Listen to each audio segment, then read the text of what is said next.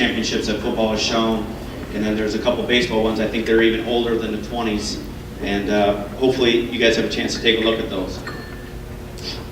As I look around the room, I see a lot of athletes from track, cheerleading, football, softball, baseball, basketball, wrestling, tennis. I mean, to go on and on. But you know what everyone in this room has in common?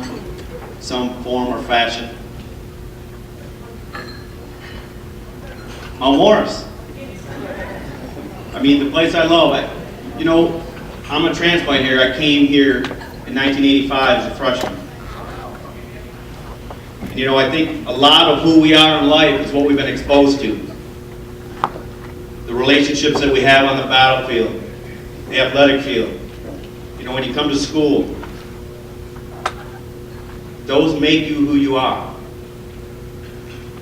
And I think about the coaches, the teammates, and our community that all drove us to be better people. And it all comes back to this place. We all have it in common, one way or another. So people have moved on and went on to other successful things, but truly it all started here in one form or fashion.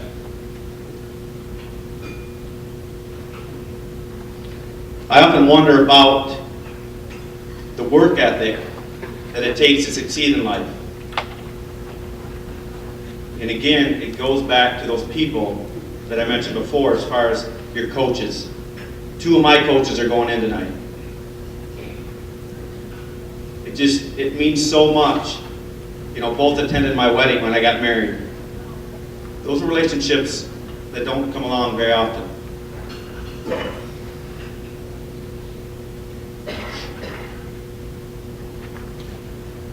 In the world there's a lot of negativity, and that can bring you down. But I think the positivity outweighs all of that. And when I think about Mt.morris, I only think of fond memories. And I tell you, I've had other jobs. This is a second career for me. I worked in sales. I was in the Marine Corps after high school, and I got in sales, and then one way or another, it led me back here. I have never once, ever, in this career, had a hard time getting up and coming to work. And I've had some sick days in those other careers, let me tell you. That I-75 drive and that commute sometimes going down there when the weather's bad, it's easier to stay in bed. Not at this place. There's always something to do. And hopefully that is showing if you have a chance to walk around the building and see the different improvements that we've made.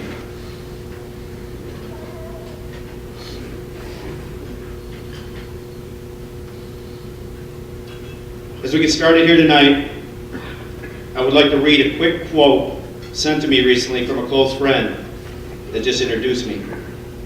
And I think that most people in the room can relate to this. Good things don't come to those who wait. Good things come to those who are willing to get up and get it done. And I think that's an attribute that most people in this room have, and that I can appreciate.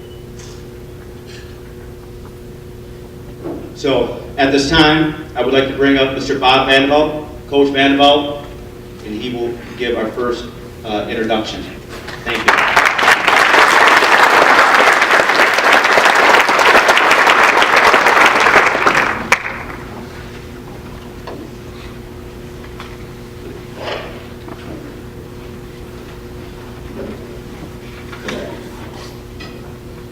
This will be the first time Bob's ever told a story ever in his life. So most people in this room are going to enjoy this.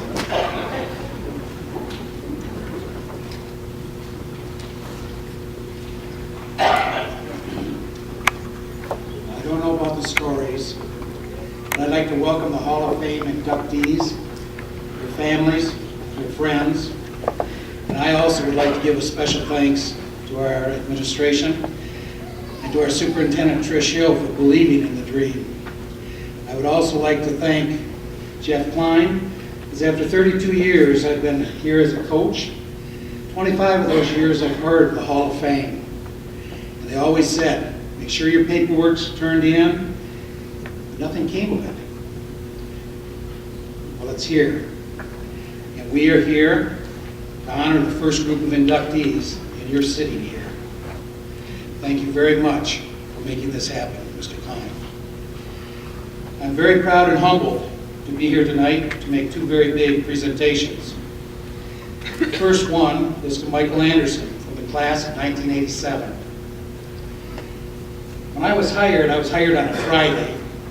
I met the team for wrestling on Monday. I walked in and the first thing that I saw was a 6'3", maybe 6'4", skinnier than all get out kid that weighed 160 pounds. And as a freshman, he was quite an interesting specimen. The only thing that he could do is wrestle up 2 weight classes, because that's where our opening was. He wrestled at 180.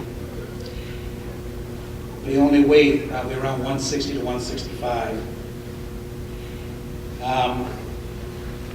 He stood out from all the rest of them, not because of his height, but he had the will never to lose.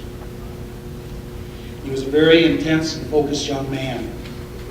Mike finished his freshman year with a record of 11 wins and 23 losses. And again, I say he wrestled at 180, gave away 20 pounds, and only weighed 160. Mike gained in height and weight and finished his sophomore year at 32 wins and 8 losses. Mike made the state tournament that year, but didn't medal. He had to make a decision then. We talked about it, and I asked him, what are we going to do to get better? And he says, I cannot lose ever again because somebody is stronger than me. So we looked at each other. Russ Husted. He went and talked to Russ Husted. Russ Husted gave him the plan, gave him the diet. His mom and dad will tell you he had to eat a sandwich before he went to bed. He had to have a bowl of ice cream before he went to bed. And I know the kid liked ice cream. His junior year, I told him that he could wrestle heavyweight as long as he could sustain 230 pounds. He came in off the football field at 235 and he went heavyweight. That year he ended up 47-2. His 2 losses were two state champions, one of them being Cliff Confer. And out here in this gym, we packed that gym. And at 11 o'clock that match went on. And it was like the greatest basketball game that we've ever had out there. Both sides filled. The balcony was covered with bleachers from the natatorium. And it was a standing ovation. And when it was done, Confer won 9-8. And Skip came over to me and said, you have the Division II state champion here. He said I couldn't have lasted more than 2 more seconds. So Mike went on, won his first state title for Mt.morris Wrestling. We had to reset our goals, and we decided that he was going to go undefeated and that he was going to defend his state title. As a senior, he went 57-0, and he won another state title and finished his career here at Mt.morris with a record of 147, 33 losses, and no draws. You might ask, well, what kind of a student was he? Well, those of you who know the Flint Kiwanis Club, he was their male athlete of the year in 1987. And that was a big honor. Not only was it for an athlete, but it was for somebody that had a GPA far and above what normal athletes have. He also was a 2-time Mt.morris athlete, male athlete of the year. He was a 2-time Metro League, 2-time district, and a 2-time regional champion, along with his 2-time state championships. A little sideline, I used to chaperone the dances in here on Fridays. Not because I wanted to see the kids dancing, but I had a wrestling team that they wrestled on Saturday mornings, and we had an on-site weigh-in. And an on-site weigh-in, you have one chance on those scales, and that's it. Well, on Friday nights we had mixers here, and we had dances. they sold popcorn, they sold pop, and I don't trust my kids. So I'm there. Well, about halfway through it, this song comes on, Rock Me Amadeus, by Falco. Todd Stewart and Big Mike are out there in the middle of the floor. Everybody else separates. Here they are with the girls, and they're all dancing. I can't do the moves that they have, but I'll tell you, that was quite interesting. They were quite good kids. He was heavily recruited that year. I would get phone calls at 11:30 at night after the meets, wanting to know if he had still won. It all came down to a phone call that we had from, I believe it was Dan Severn from Michigan State. And he called me at work and he said, I'm going to have my head coach, Bobby Douglas, give you a call. Sure enough, at General Motors, I had to close my door because I get too many of these calls. I answered the phone and he says, I'm Bobby Douglas from Arizona State. I believe you're waiting for my telephone call. I said, yes, sir, I am. He said, has Mike Anderson said anything to any other school? I said, no, sir. He said, make sure that he doesn't say another word. I'm coming in tonight on the 7 o'clock flight. And I do believe that they left that weekend. He'd been down there one day, and I get a call, Coach, I know where I'm going. And I said, Arizona? I said, it's hot down there. He goes, no, it's nice down here, and I don't have any allergies. So Mike graduated the class of 1992. He was a Pac-10 second place finisher at heavyweight in 1991. He was the Pac-10 champion heavyweight in 1992. He was a two-time NCAA Division I All-American, 91 and 92.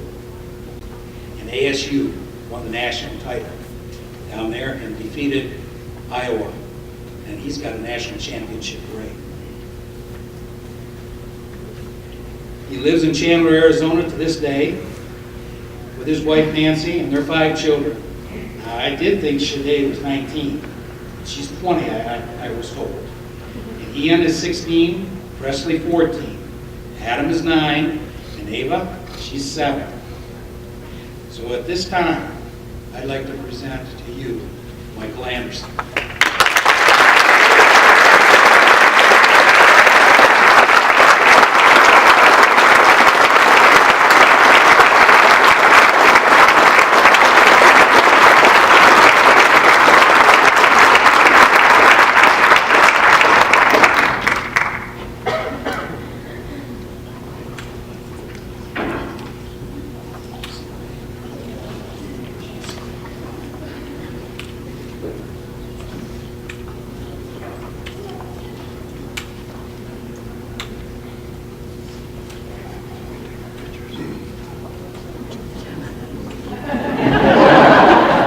What a surprise.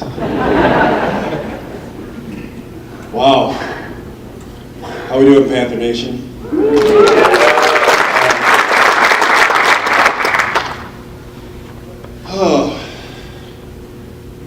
I'd like to, first and foremost, I'd like to thank God.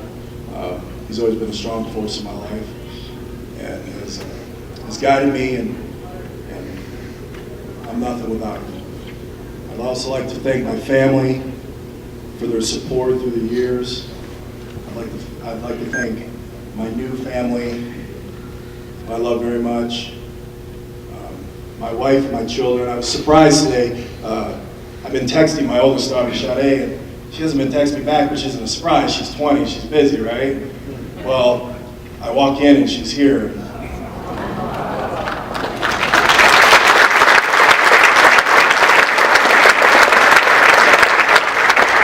Oh, baby. I'd also like to thank the administrators, Jeff, who worked so hard on this. What an honor. Everybody, Jeff.